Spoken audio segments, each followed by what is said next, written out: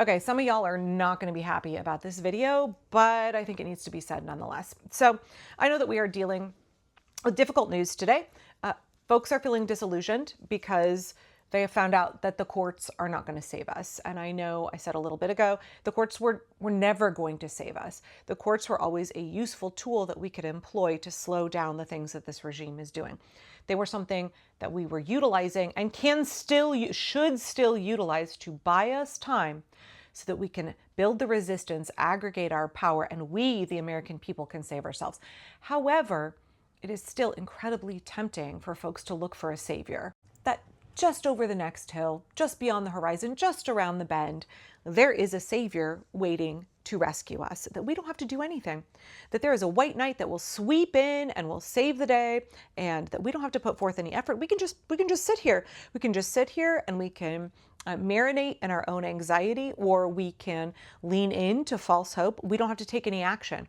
We can be entirely passive because a savior is going to come and fix everything for us and rescue us from this nightmare.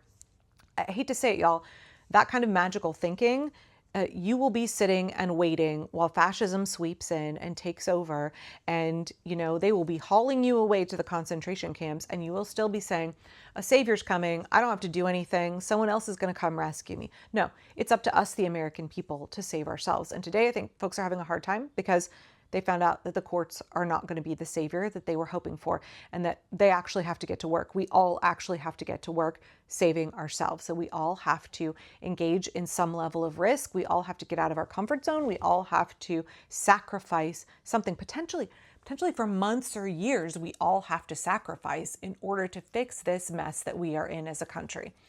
And, in the context of having that conversation, Brandon left this comment. Let's also talk about the fact that believing a recount in nowhere upstate New York is going to put Kamala in office or trigger a new election. It's insane and not just going to happen. It's just an excuse not to take action. Yeah, Brandon, I agree with you. And people don't want to hear that. They want to believe that this lawsuit in New York State, in Rockland, is somehow going to overturn the elections. I hate to say it, but a number of my mutuals have been making really outrageous claims that are not what is in the lawsuit itself.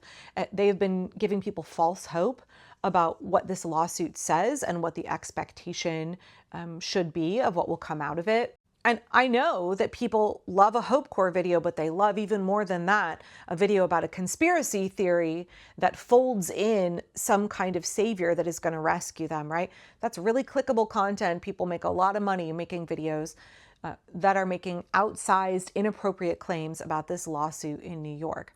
I've made a video as soon as the lawsuit was filed. I read through it.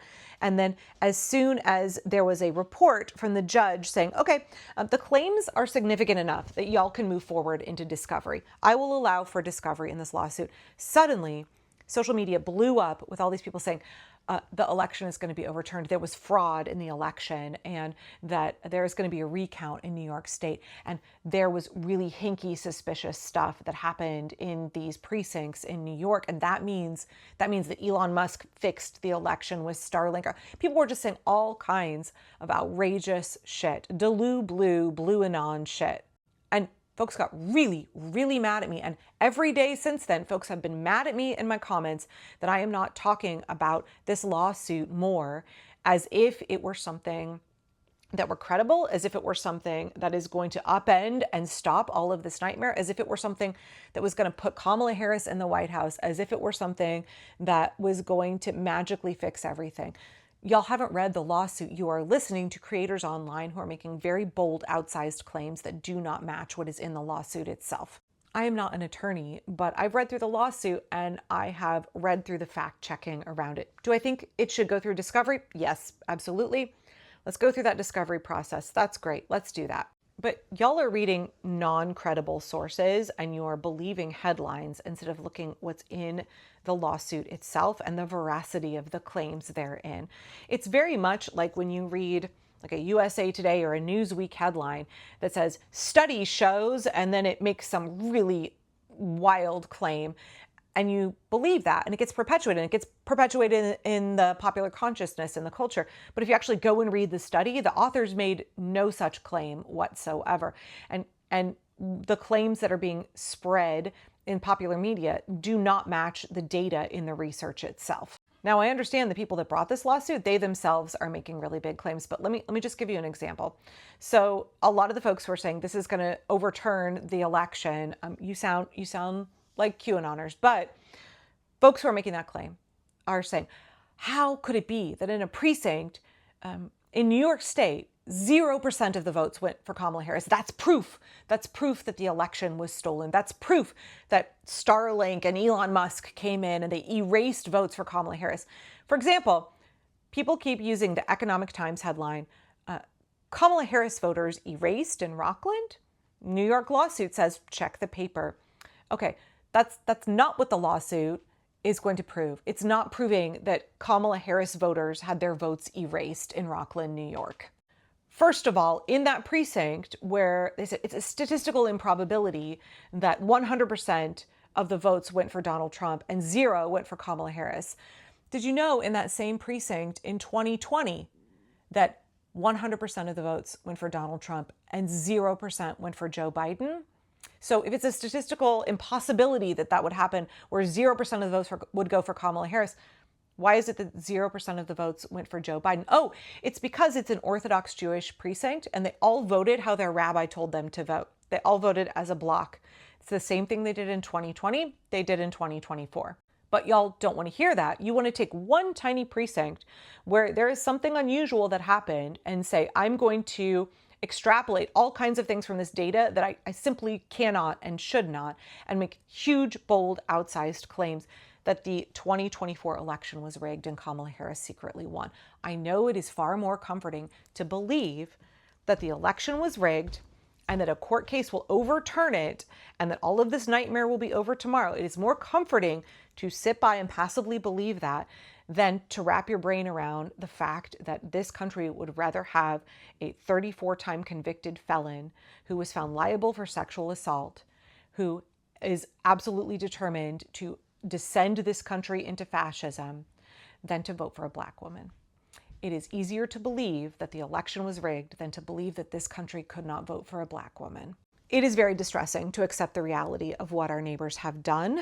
And we know that when times are very uncertain and things feel really scary, that people lean into conspiracy theories because they do provide comfort. And again, there is that additional layer of, if some evil, bad, villain like Elon Musk rigged everything, then we can put all of the blame on him and we don't have to examine the systemic racism, the misogyny, the cultural problems that exist in the United States. We don't have to do the heavy lifting of working through all of that, of unpacking that, of holding people accountable for that. If we can just place all of the blame on some supervillain. And also, if we can believe that it's just some secret evil villain and that someone will expose what he's done and that we can magically undo all of it and put things back how they were before, then we don't have to act. Then we don't have to do anything. We can just passively sit by and let somebody else handle it.